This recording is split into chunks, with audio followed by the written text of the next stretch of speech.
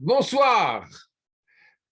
Le sujet de ce soir, comment vivre les épreuves avec la simcha. Pour pouvoir comprendre les épreuves, pour pouvoir les vivre avec simcha, il faut d'abord comprendre qu'est-ce qu'une épreuve, pourquoi une épreuve.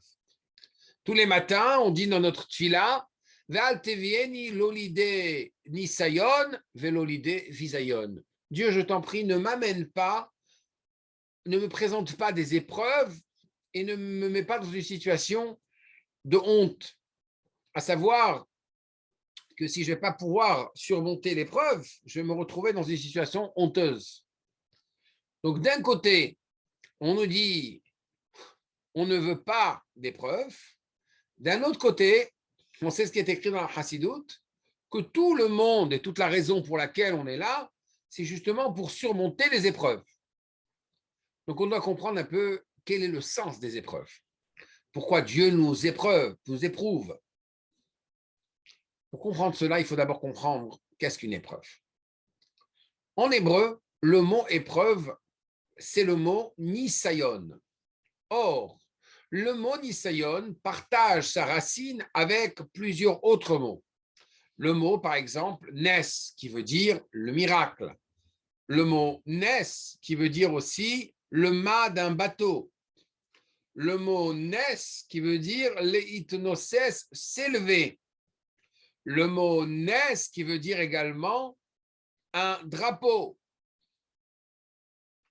C'est le Maharal, je crois, qui nous explique que lorsque l'étymologie de plusieurs mots est la même, la racine de plusieurs mots est la même, c'est qu'en fait, il y a une connexion profonde entre les mots. Et si on est capable de comprendre cette connexion, on est capable de comprendre l'essence même et on peut comprendre les mots bien mieux. Donc ça sera réservé à la fin de notre discussion ce soir. Pour le moment, on va expliquer un peu ce qui s'est passé au début de la création.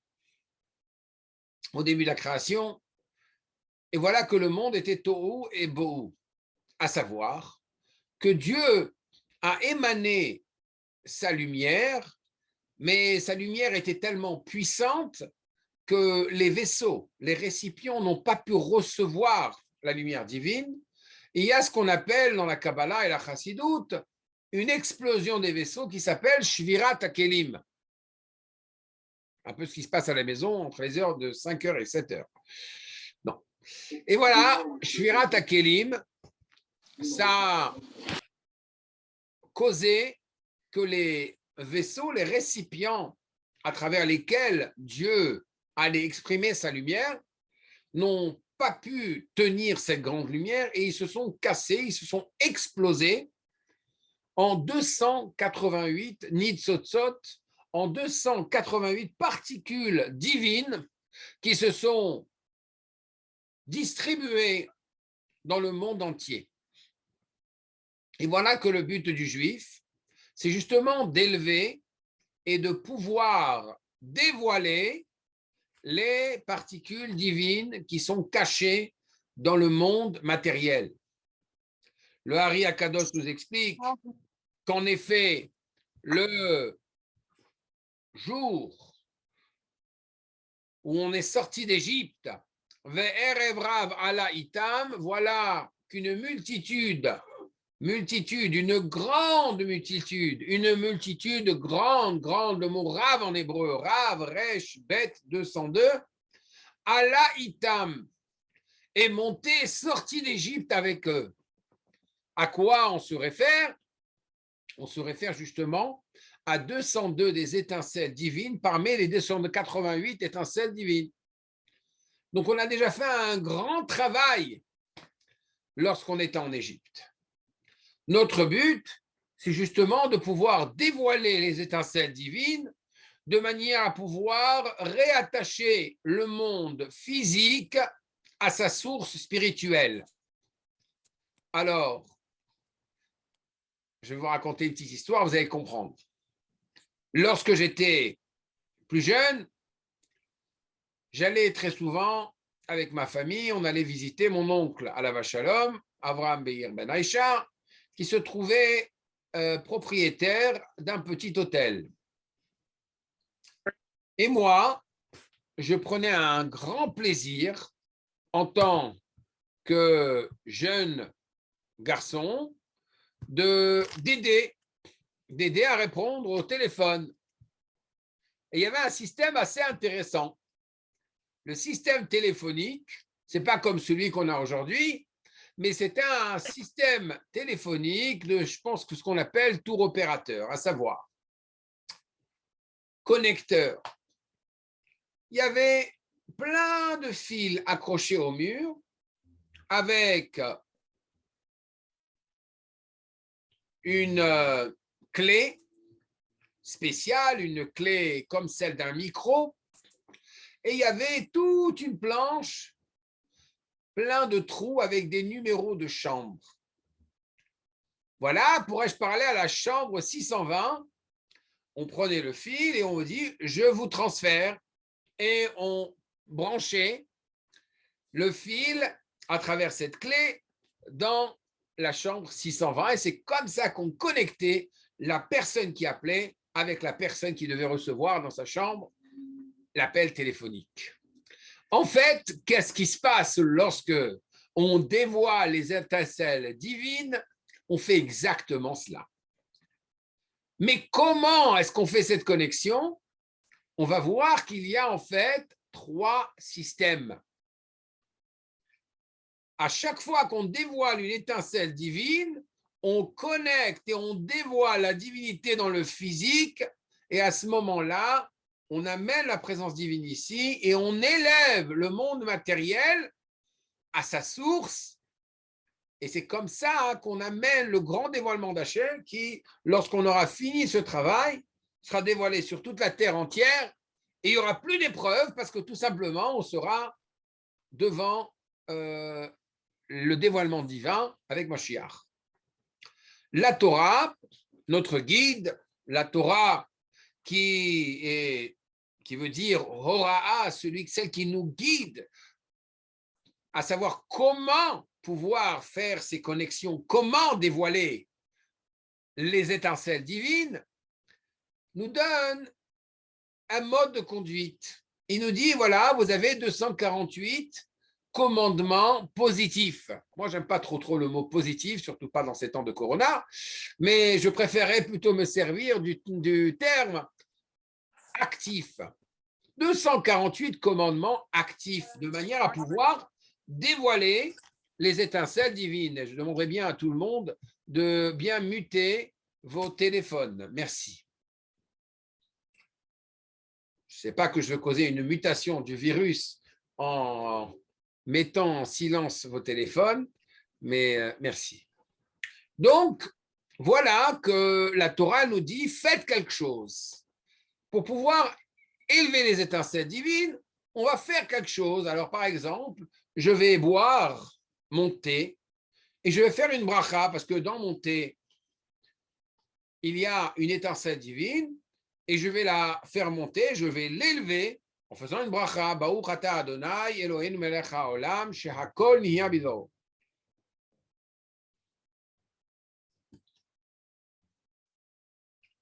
D'ailleurs, j'aimerais dédicacer ce cours à la mémoire de Eliyahu Chaim Ben Rina, Usan. Alav Shalom. Voilà que, et aussi à la mémoire de mon beau-père, Rav Pinchas Gedalia Cohen Pachter. Voilà que ce cours est inspiré sur un de ces cours. Voilà qu'une manière de pouvoir élever les étincelles divines, c'est justement en faisant une bracha. Je prends un objet matériel, je fais une bénédiction, je mange, je me sers de cette énergie, j'élève l'étincelle divine qui est cachée dans le matériel.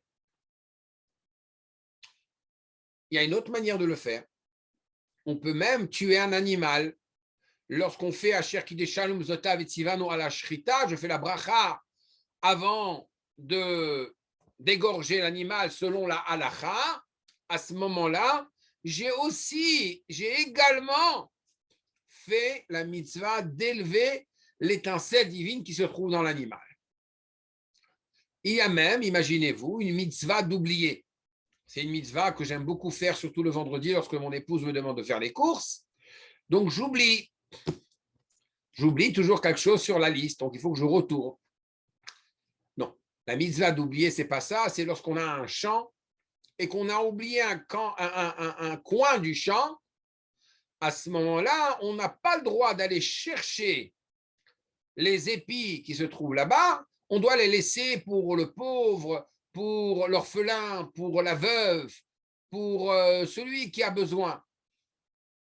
Donc voilà que j'ai fait quelque chose d'actif, même si c'est oublié, et que j'ai élevé l'étincelle divine qui se trouve dans mon champ. Donc ça, c'est pour les mitzvot actives. Ensuite, il y a les mitzvot négatives, ou encore les mitzvot passives. Tu ne tueras pas, tu ne voleras pas, etc., etc. Alors, comment on fait ça? Lorsque, par exemple, j'ai très faim, il est 3 heures de l'après-midi, je n'ai encore rien mis en bouche, même pas un café, et que je me trouve affamé et que je passe devant un McDo. Et là-bas, on me présente un bon burger avec du jambon et par-dessus une belle tranche de fromage, tout ce qui n'est pas permis. Et je sens l'odeur et je passe devant et je décide d'aller au restaurant cachère à la place et j'évite de manger le sandwich qui n'est pas cachère.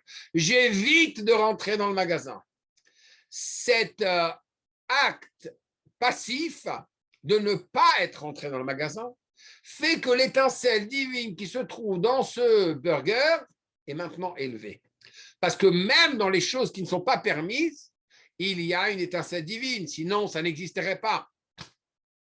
Et on sait, comme la chanson le dit, que si ça n'existait pas, il faudrait l'inventer. Donc, on a une manière active de faire les choses, d'élever les étincelles divines, et on a une manière passive d'élever les étincelles divines. C'est comme dans les relations. Dans les relations humaines, il y a certaines situations dans lesquelles on doit s'impliquer, on doit bien s'investir. Et il y a certaines situations, par exemple avec sa belle-mère, où on doit plutôt éviter de s'investir, on doit être passif. Bon, je rigole. Ensuite, il y a un autre type d'étincelle divine, qui est une étincelle divine qui est tellement haute qu'elle ne se présente pas dans l'ordre de ce que la Torah nous dit de manière claire et ouverte. C'est l'étincelle divine qui se présente dans l'épreuve. Et oui, il y a une étincelle divine, il y a un concept dans la Chassidoute qui dit « Kol hagavoa gavoa beyoter, yored le mata mata beyoter » Plus une chose est très élevée et très haute, plus elle descend bas et elle se cache encore plus et se présente de manière pas conventionnelle. Ça, c'est l'étincelle divine qui se trouve dans les épreuves. Pour élever ce genre d'étincelle divine, ça prend une sagesse bien particulière, à savoir, l'étincelle divine qui se trouve dans les épreuves, c'est une étincelle qui se présente avec une façade. Elle ne se présente pas comme elle est, on ne sait pas exactement comment la traiter, mais l'effort de l'homme, c'est qu'il doit comprendre qu'il a affaire à une façade et il doit comprendre que derrière cette façade, il y a quelque chose de beaucoup plus profond qui a à voir avec sa mission personnelle. Alors, par exemple, notre grand roi, David Ameller, le roi David, nous dit « Im tamim titamam ve'im ikesh petaltol » Fais attention, avec une personne droite, une personne sincère et honnête, tu marcheras droit, sincère et honnêtement. Mais avec une personne qui vacille, qui ne marche pas droit, sois droit, mais suis-le et sois souple, parce que c'est la seule manière dont tu pourras justement élever l'étincelle divine, à savoir que dans un cas normal d'une action ou d'une non-action, les choses sont claires. Mais quand il s'agit de quelque chose qui n'est pas droit, qui présente une façade, on doit prendre les choses avec une autre attitude qui est complètement différente. Je vais vous donner un exemple très clair de ça. Au début de mon mariage, voilà presque 27 ans, j'adorais faire des blagues. Et j'adore encore faire des blagues. Parce que toujours dans un mode de fête, de chaloche rigolim, on rigole beaucoup. Alors, voilà que un beau jour, j'ai fait une blague. Et ma femme a pris la blague au sérieux. Mon épouse a pris la blague au sérieux. Ce qui s'est passé à ce moment-là a été une grande ironie, c'est que plus elle a pris au sérieux, plus c'est devenu une grande blague pour moi. Et voilà que je continue à rigoler et elle continue à être sérieuse jusqu'à ce que finalement, je me suis retrouvé avec un œil au beurre noir à l'hôpital. Non, ce qui s'est passé, c'est que à la fin, en fin de compte, je rigole. En fin de compte, il y a eu une explosion. Pourquoi? Parce que moi, j'étais en train de marcher d'un côté à l'autre, j'étais en train de rigoler et ma femme a pris au sérieux, elle a continué droit. Alors qu'on a quelque chose qui marche comme ça et quelque chose qui va droit, eh ben, ça va se buter. Ça ne va pas marcher. C'est la même chose avec les épreuves. Une épreuve, si on la prend au sérieux, l'épreuve se renforce et devient une épreuve encore plus grande. Et plus on la prend au sérieux, plus elle devient forte, plus elle devient grande. Lorsqu'on est capable de changer la manière dont on réfléchit par rapport à l'épreuve, à ce moment-là, on est capable de transformer l'épreuve et de dévoiler un bien profond, puissant, caché derrière l'épreuve. Il y a un verset de David Ameller qui dit « Mishpete Hashem emet » les justices de Dieu sont vraies, Sadeku Yardav, elles sont juste ensemble. À savoir que c'est vrai qu'au moment où on vit l'épreuve, c'est difficile à accepter. C'est difficile à reconnaître que ça vient d'Hachem. Mais quand est-ce qu'on voit la véracité de l'épreuve, comment cette épreuve était, on peut dire, bonne à un certain niveau, c'est lorsqu'on voit toute la photo, lorsqu'on voit tout le déroulement des événements, comme par exemple à Purim. 9 ans plus tôt, il y a eu un rêve, il y a eu, justement, il y a eu l'histoire de ceux qui voulaient tuer le roi. Et comment Mordechai l'a sauvé, ça a été inscrit seulement 9 ans plus tard, qu'on lit l'histoire et qu'on voit comment chaque événement tombe exactement à sa place. C'est comme l'histoire de quelqu'un que je connais qui devait se trouver dans les Twin Towers le jour du 11 septembre, mais il n'a pas pu y aller ce matin-là. Et il était très énervé parce qu'il a eu un problème. Et finalement, c'est ça qui a sauvé sa vie. Donc l'épreuve, on ne peut pas la comprendre au fond des choses sur le moment. Mais ce qui peut changer chez nous et ce qui doit changer chez nous, c'est notre attitude par rapport à l'épreuve. Il y a un verset dans la Torah qui nous dit comment Yitzhak a béni son fils Yaakov. Et là-bas, il lui dit Veiten lecha Elohim ital hashamayim u'shmane haaretz verov dagan veturosh. Et voilà que je te bénis, mon fils, que Elohim, à savoir le Dieu qui est caché, Elohim, le Dieu qui est juge, Elohim, le Dieu de sévérité, qui te bénisse.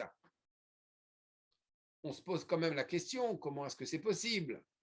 Pourquoi est-ce que Yitzhak se servirait non pas du nom de Hachem, Amonai, qui est le nom de miséricorde, pour justement bénir son fils? Pourquoi une expression tellement dure, tellement sévère? Et la réponse, elle est bien simple, tout en étant un peu compliquée. Je vais vous donner une parabole et vous allez comprendre. Imaginez un instant qu'un homme a un grand champ. Et au bord de son champ, il a un ruisseau. De ce ruisseau, de cette rivière, il est capable d'abreuver son champ, d'arroser son champ. Et qu'un beau jour, il se retrouve devant cette rivière et qu'il la voit, elle se dessèche tranquillement. Et il se demande, mais Aïn Yavo Ezri, où est-ce que ma parnassale va venir? Comment c'est possible? Et il pleure.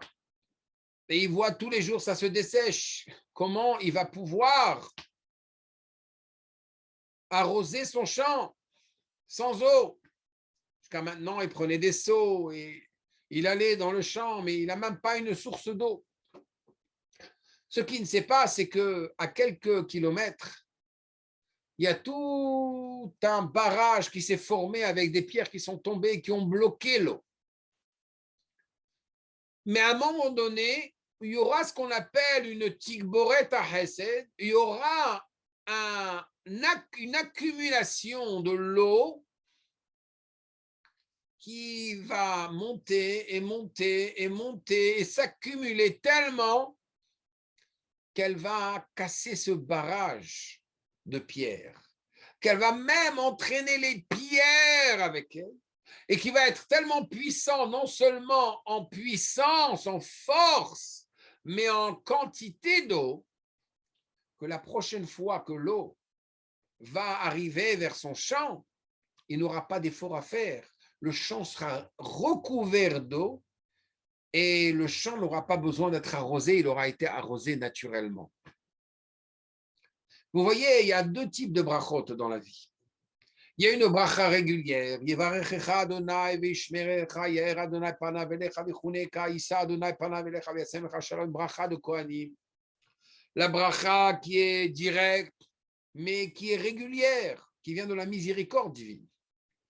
Ensuite, on a une bracha qui est tellement puissante qu'elle ne peut pas parvenir à l'homme de manière naturelle, de manière à pouvoir parvenir à l'homme, de manière à ce qu'elle vienne, ça doit s'accumuler, s'accumuler, s'accumuler. Vous voulez quelque chose d'extraordinaire qui est au-dessus de l'entendement, qui est au-dessus de vos récipients, qui est au-dessus de la nature. Et bien justement, c'est quelque chose qui va venir avec une retenue. Ça ne peut pas venir tout de suite. C'est ça la bracha de Yitzhak à Yaakov. V'iten lecha Elokim. Je veux que celui qui cache les brachot, qui retient les brachot, les retienne jusqu'à ce que la bracha soit une bracha considérable, au-dessus de la nature. Et d'ailleurs, c'est intéressant parce qu'il y a un verset qui m'interpellait une fois. J'étais en train de faire ma prière, je passais des épreuves. Et j'ai lu le verset qui dit, qu'on lit tous les jours dans la tfila, dans les psaumes de David, le matin, dans le psyché des Imra, Amchase Shamaim Be'avin, Amechin Laaretz Matar, Amatzmiach Harim Hatzir. Dieu, tu couvres les cieux avec des nuages, tu prépares la pluie pour la terre, tu fais grandir la végétation. Ben, cette fois-ci, je l'ai lu d'une manière différente. J'ai mis un point d'interrogation après le mot Amchase Shamaim Be'avim. Tu couvres les cieux avec des nuages? Point d'interrogation. Ça veut dire, Dieu, tu m'as mis dans une situation où je vois tout noir. Je ne suis pas capable de voir la lumière du soleil. Je ne vois pas la fin de mes problèmes. Je suis dans l'obscurité. Dieu te dit non. Amechin la haaretz matar, je suis en train de te préparer de la pluie. À savoir que parfois, justement, lorsqu'on passe un moment difficile, ce moment difficile, c'est un moment de pression qui amène après une bracha qui est extraordinaire. C'est une bracha qui veut passer, c'est comme un enfant qui veut naître et qui doit justement passer à travers de manière à pouvoir venir respirer l'air du monde et être né. Donc, le moment de l'épreuve, c'est une nouvelle naissance pour l'homme. Et ce concept, Admour Hazaken l'explique dans le chapitre 2 et dans le chapitre 18 du Tanya, si on regarde les commentaires, les Mefarshim, les commentateurs, là-bas, il amène un midrash. Le midrash dans Chukat, le midrash Rabbah, nous dit sur le verset Miten tahor mitame alo ehad. Qui est capable d'extraire le pur de l'impur? Seulement l'unique, le seul et unique Dieu. Je pose la question, un exemple. Et il dit, mais oui, de Terach est sorti Abraham, le pur est sorti de l'impur. Comment est-ce qu'on arrive à accéder au monde futur à travers ce monde qui est impur? Le concept est le suivant. Parfois, il y a une très grande bracha qui doit descendre au monde. Ou il y a une très grande neshama qui doit descendre au monde. Et pour que cette neshama arrive, on doit passer les douanes célestes. Et à la douane, on voit la bracha et on dit voilà, bracha un telle grande bracha pour Rabbi Yosef Ben Ezra. Bon, pourquoi une tellement grande bracha? C'est quelque chose de pas régulier. Mais comment il a mérité cette bracha? Encore hier, il parlait du Lachon Hara, avant-hier, telle chose est arrivée. Alors là, on fait un échange. On dit voilà, on est prêt à lui donner la bracha. Mais il va devoir la mériter, parce que Dieu ne veut pas qu'on ait ce qu'on appelle Nahamad et Kesoufa, le pain de la honte. Il veut qu'on fasse un effort, il veut aussi qu'on mérite la bracha de manière à pouvoir bien la vivre, cette bracha. Personne n'aime recevoir constamment des cadeaux gratuits. On aime savoir qu'on a fait un effort et qu'on est récompensé pour son effort. Akadosh Baruch Hu envoie la bracha, mais il l'enveloppe de l'épreuve. Il l'enveloppe avec une épreuve. Et c'est seulement si l'homme est capable de surmonter l'épreuve qu'il est capable que Dieu va lui dévoiler cette bracha. En deux mots, c'est que Dieu veut qu'on dévoile la bracha qu'il nous envoie, puisque En Ra Yored Milmala, il n'y a pas de mal qui vient de là-haut. Tenez un exemple, imaginez quelqu'un qui se trouve dans un désert et qu'il a très soif. Et en plein désert, voilà, un homme de Floride, du Maroc, lui présente une orange. Il n'a jamais vu une orange de sa vie. Il lui dit, voilà, ça va être très rafraîchissant. Prends-toi une bonne orange.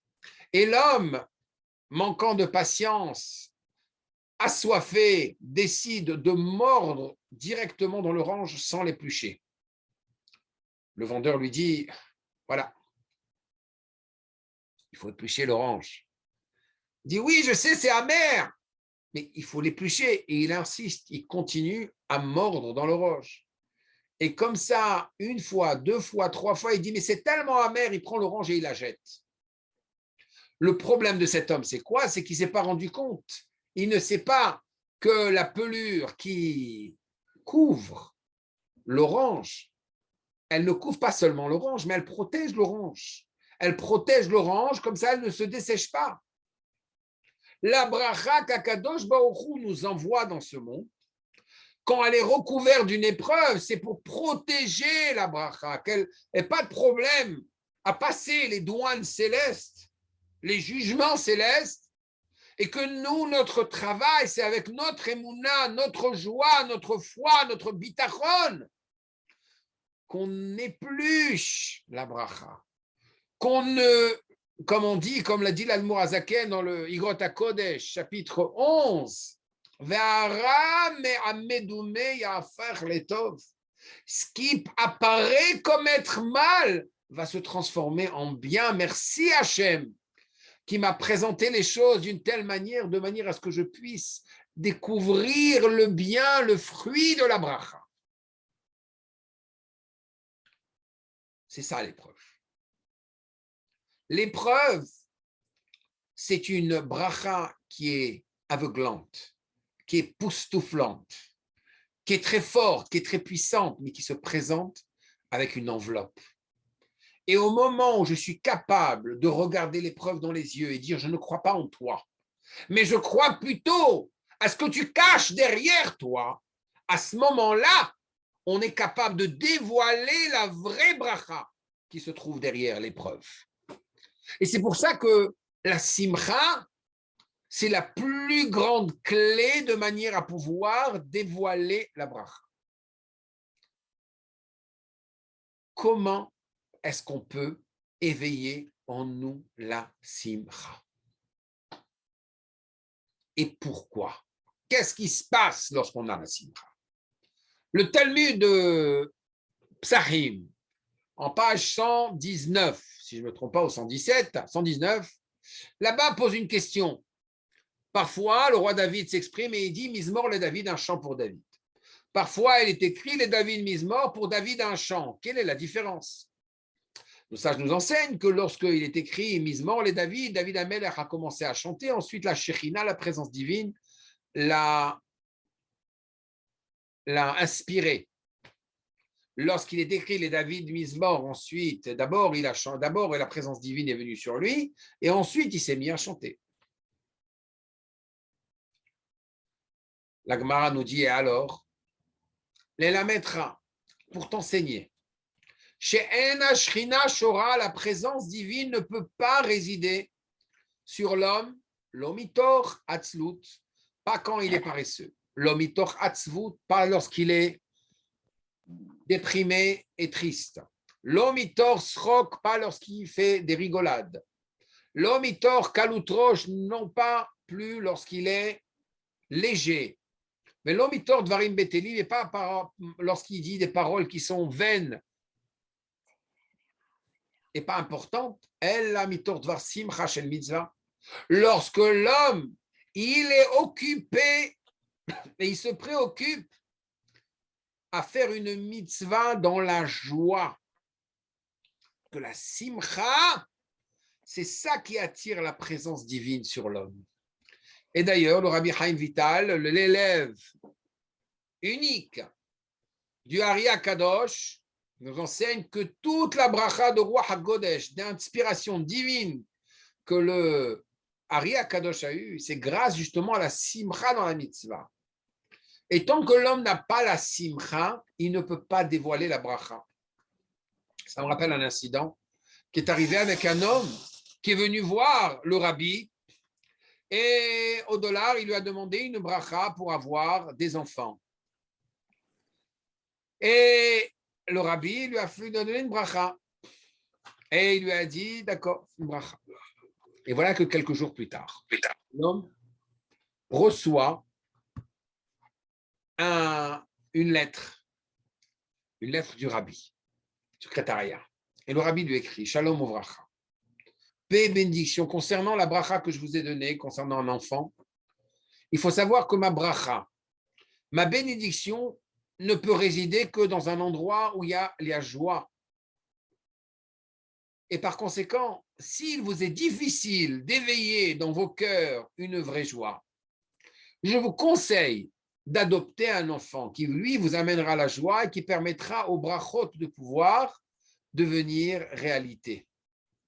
En effet, ce qui s'est passé, c'est que cet homme qui n'avait pas eu d'enfant avec son épouse pendant 10 ans, ils ont adopté un enfant et il a dit en effet qu'il a eu une grande joie avec ce bébé, cet enfant qui a commencé à grandir. Et après, Baruch Hashem, au long des années, cet homme a réussi avec sa femme à concevoir 9 enfants. 9 enfants sont venus au monde naturellement. La bracha, elle est justement dans la simcha. Plus l'épreuve elle est grande, plus la simcha doit être grande. Ce qui me rappelle l'histoire aussi, je crois que c'était du Rav Shmuel Gourari, qui était un grand homme d'affaires et qui a demandé à son rabbi, je crois qu'il était le rabbi Maharaj, si je ne me trompe pas, et il lui a demandé une bracha au rabbi Rachab, qui a demandé une bracha s'il devait investir son argent dans un certain business. Alors, il était avec plusieurs chassidim, mais il a en effet investi son argent dans un business, il a reçu la bracha de son rabbi. Une fois, il s'est regroupé, il y avait des chassidim d'un tel et d'un autre, et chacun racontait des miracles de son rabbi. Le premier a dit, moi, mon rabbi, ben voilà, qu'il y avait quelqu'un qui devait mourir et il a béni et Baruch Hashem, il est revenu à la vie. L'autre, il est sorti du coma. L'autre, il m'a fait un miracle, j'ai pu m'acheter une maison. Il dit, moi, mon rabbi, a dit Rav Shmuel, je lui ai demandé, est-ce que je dois m'investir tout mon argent dans une affaire? Et il m'a dit oui, et j'ai tout perdu. Une vraie histoire. Les autres chassidim m'ont dit, mais quel est le miracle? Il dit, le miracle, c'est que ça reste mon rabbi et que je reste son chassid.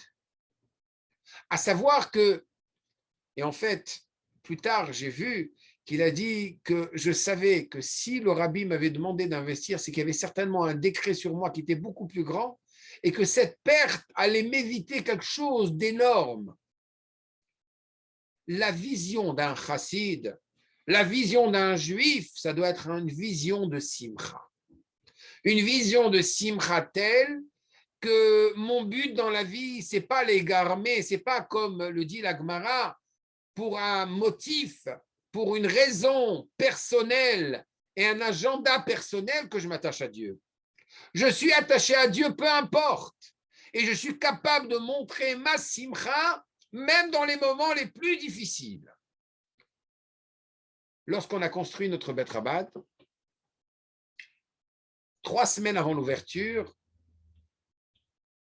les SAMU, qui devaient nous donner les permis d'occupation, le certificat d'occupation, on appelle ça en anglais, on les a appelés. J'étais dehors avec le constructeur et ils appellent pour qu'il fasse une inspection et qu'il nous donne le certificat, qu'on puisse rentrer. La dame, très antipathique, comme tous les bureaux gouvernementaux, elle lui dit, monsieur, on n'a pas de rendez-vous pour vous pour les 2 prochains mois. Bon, il dit, voilà mon numéro, s'il vous plaît. Et si vous continuez à assister, ça sera 3 mois, monsieur. Bon, d'accord, on connaît le ton. Il me regarde, il me dit, voilà, qu'est-ce qu'on fait? On a une fête dans 3 semaines, l'inauguration de la synagogue, on n'a pas le droit de l'ouvrir. À ce moment-là, je me tourne vers lui et je lui dis, Rouven, est-ce que c'est ta maison? Est-ce que c'est ma maison? C'est la maison de Dieu, c'est le Bet Rabat du Rabbi. Ce n'est pas notre problème, c'est le leur. Dansons. Et voilà que sur l'avenue principale, Collins Avenue, pour ceux qui la connaissent à Miami, je me retrouve, le rabbin et le constructeur, en train de danser sur un Nigun Rabat. Qu'est-ce qui s'est passé? Dans la demi-heure qui a suivi, on reçoit un appel des SAMU. Voilà, je suis inspecteur Intel. Est-ce que je peux passer demain? D'accord, avec plaisir. Il vient, il passe demain, le lendemain, il nous dit voilà, il faut changer ci, il faut changer ça. Je repasserai après-demain. Appelez-moi dès que vous êtes prêts. Voilà mon téléphone cellulaire. On le rappelle et il nous donne un certificat d'occupation temporaire. Mes chers amis, voilà presque 20 ans qu'on a un certificat d'occupation temporaire. Très temporaire. Le pouvoir de la simcha, c'est que ça change toute l'atmosphère des choses. Il m'est arrivé une fois un problème avec le fisc, que Dieu nous préserve. Et avant ça, je vous racontais quand même une petite histoire intéressante. Il y avait une fois monsieur Jacques qui est allé voir, qui s'est présenté au bureau du fisc et il cherche inspecteur Jones. Inspecteur Jones, s'il vous plaît. Il dit désolé, il est décédé. Bon, c'est un inspecteur qui était venu et qui lui avait fait tout un contrôle fiscal. Il attend en ligne et il revient, il demande est-ce que je peux parler à l'inspecteur Jones. Je dis monsieur, on vous a dit qu'il est décédé, il est mort. Ah, d'accord.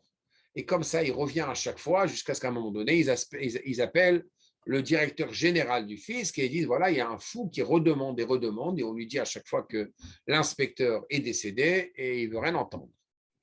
Oui, monsieur, qu'est-ce que vous voulez? J'aimerais parler à l'inspecteur Jones. Mais on vous a dit qu'il est mort, pourquoi vous revenez à chaque fois? Et M. Jacques il répond, il dit parce que j'éprouve un tel plaisir à chaque fois que j'entends la nouvelle. En tout cas, donc c'était une blague. Voilà que je me retrouve dans une situation comme ça très désagréable où je n'ai pas payé mes impôts pendant une certaine période de temps, c'était 2003. Et voilà qu'on a une dette et le fisc confisque. Ah oui, c'est pour ça qu'il s'appelle le fisc, parce qu'il confisque l'argent de mon compte et ils m'enlèvent 30 000 $ de mon compte. Ils m'ont vidé la caisse. Voilà, tout ce que j'avais fait, Rosh Hashanah et un petit pour parti. À ce moment-là, j'apprends la nouvelle, c'était juste avant Mincha, je cours à Mincha, il y avait 11 personnes à Mincha, incluant moi. Je fais la tfila, une belle tfila, parce que je vous garantis que j'ai bien prié ce jour-là. Et comme je ne peux pas garder les choses pour moi, je me retourne vers les autres participants au minyan, je leur dis, je vais vous dire un secret, je viens de me faire confisquer 30 000 $ du compte de la synagogue. Mais je vous assure, mes amis, on va tous dire les Chaim et on va danser maintenant, parce que c'est ce que l'Admor HaZaken explique dans le chapitre 26, qu'il faut remercier Hachem dans le mal et il faut le remercier comme dans le bien. C'est-à-dire c'est comme si j'avais maintenant gagné $1 million. Alors l'Admor HaZaken dit que c'est ça qui permet justement de pouvoir transformer la réalité. C'est lorsqu'on croit plus en Dieu qu'on croit aux problèmes. Ne dites pas à Dieu combien vos problèmes sont grands. Dites à vos problèmes combien Dieu il est grand. Et la manière de le montrer, c'est avec la joie. Donc, on s'est mis à danser. Croyez-moi que 1 mois plus tard, le fisc m'a rendu mon argent. Le pouvoir de la simcha, c'est tellement fort, tellement, tellement fort. Ça veut dire, je crois plus en Dieu que je crois en moi, que je crois à l'épreuve. Et ça, en fait, c'est un concept qui est exprimé dans le Mahamar de Bati Legani, dans Melukat Vav, où on explique là-bas qu'entre Yesh et Yesh, il y a ce qu'on appelle Aïn. Ça veut dire entre un niveau d'existence et un autre niveau d'existence, il y a le néant. Lorsque je prends une semence et que je la plante dans la terre, elle pourrit. Et c'est seulement après avoir pourri, après justement avoir disparu, qu'elle fait pousser des racines et qu'elle est capable de devenir un arbre fruitier qui va amener des fruits, qui vont amener d'autres arbres fruitiers, etc. à l'infini. De manière à pouvoir passer de la semence à l'arbre fruitier, il faut passer par un moment de Aïn. Le mot Aïn en hébreu, d'accord, ça veut dire, c'est comme on le dit dans le Teilim 121, mais Aïn Yavo Ezri, d'où viendra mon aide? Et le rabbi répond, mais Aïn Yavo Ezri, c'est du Aïn, du néant, lorsque tu vas t'effacer, lorsque tu vas complètement te donner à Hachem. C'est à ce moment-là que ton aide va venir. Quand tu vas comprendre que ce que tu es en train de passer maintenant, c'est une étape cruciale. Et plus tu vas t'effacer, plus tu vas te donner à Hachem, plus tu vas le faire dans la joie, plus tu vas pouvoir grandir et devenir ce grand arbre qui va donner des nouveaux fruits, qui va être une nouvelle entité. Maintenant, on peut comprendre pourquoi le mot nes, nisayon, ça vient du mot nes qui est miracle. Parce que de manière à pouvoir passer l'épreuve, il faut aller au-dessus de sa nature. Il faut aller au-dessus de sa nature. Et lorsqu'on va au-dessus de notre nature, ça, c'est un miracle. Le mot nisayon, ça vient aussi du mot nes, qui veut dire un drapeau. Pourquoi? Parce que mon identité, mon drapeau, ce qui me représente, je suis une nouvelle personne lorsque j'ai passé l'épreuve. Avant, je n'avais pas les outils. Maintenant, j'ai des nouveaux outils que je n'avais pas auparavant. Je suis devenu plus fort. Je suis une nouvelle personne. C'est une nouvelle naissance. Et c'est pour ça que le mot naître, ça vient du mot leitnoses, qui veut dire s'élever. On s'élève à un nouveau niveau. On regarde les choses de haut. Et c'est pour ça que le mot naisse, ça vient aussi du mot mât, le mât d'un voilier. Pourquoi? Parce que lorsqu'on est en plein océan et qu'il y a une tempête, si on se trouve d'un côté du voilier ou de l'autre, on sent tout le drame de tout ce qui se passe, on est pris. Mais lorsqu'on est au niveau du centre, du mât, là-bas, le mât, c'est aussi le bitoul en hébreu, n'est-ce pas? Le mât, c'est l'endroit où on ne sent pas justement tous ces mouvements. Le but, c'est que lorsque j'ai l'épreuve, c'est que je puisse trouver mon essence, que je puisse trouver qui je suis, que j'arrête de pointer le doigt à quelqu'un d'autre, comme le Baal Shem Tov le dit, lorsqu'on pointe un doigt à quelqu'un d'autre pour accuser l'autre de la situation. Il y a 3 doigts qui pointent vers nous. Lorsqu'on est capable de prendre la responsabilité de ses actions et qu'on est capable de se réjouir dans notre connexion avec Hachem, sans tomber dans le drame de ce qui se passe, à ce moment-là, on a surmonté l'épreuve. Pour terminer, pour conclure l'histoire classique des 2 frères, Rav Elimelech de Lijansk et Rav Zouché de Anipoli, qui se trouvent en prison.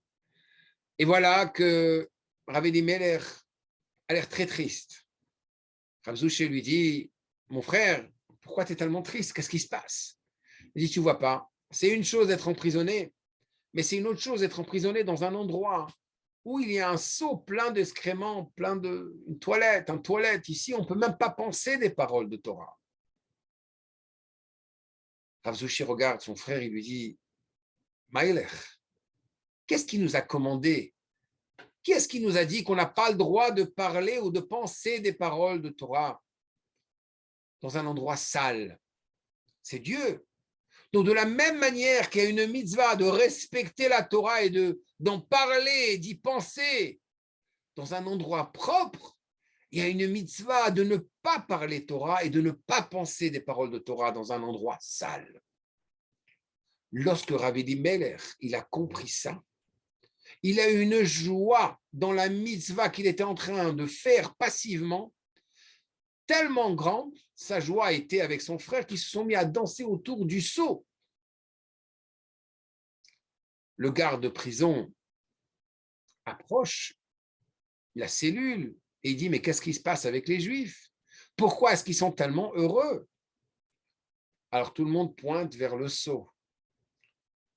Le garde dit, eh ben, si c'est le seau qui leur amène la joie, je vais leur enlever le seau. Parfois, si on est capable de danser autour le seau de nos épreuves, Akadosh Baruch Hu, non seulement il les enlève, mais il nous amène une bracha infinie.